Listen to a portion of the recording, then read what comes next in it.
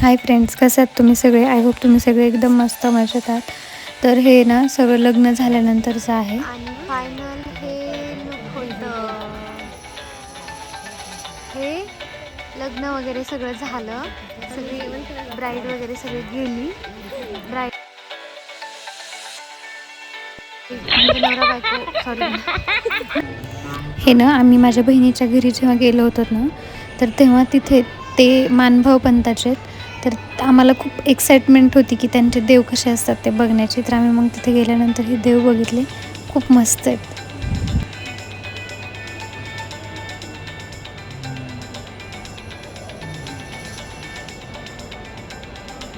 आणि नंतर आम्ही गेलो गावाकडे लग्न झाल्यानंतर.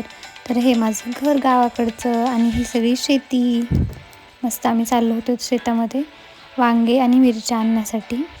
कारण आमच्या शेतामध्ये खूप वांगे आणि खूप मिरच्या लावलेल्या आहेत. आणि हे बघा एवढे झाडं एवढे छान आलेले आहेत ना, एवढ्या उन्हामध्ये पण त्याची खूप काळजी घ्यायला चालू आहे. तर त्याच्यामुळे इतके वांगे निघतात ना, आणि हिरवी मिरच्या पण खूप निघतात.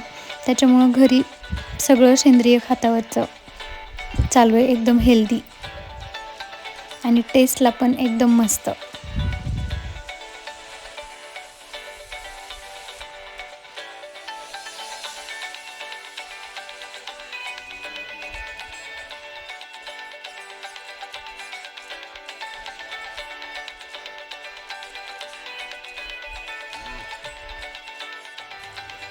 आणि हे शेतातून वापस जाताना एवढा सुंदर सनसेट दिसत होतं ना गाईज. इतकं म्हणजे असं वाटत होतं की फक्त तिथे थांबून आपण ते बघावं आणि ते बघतच राहावं.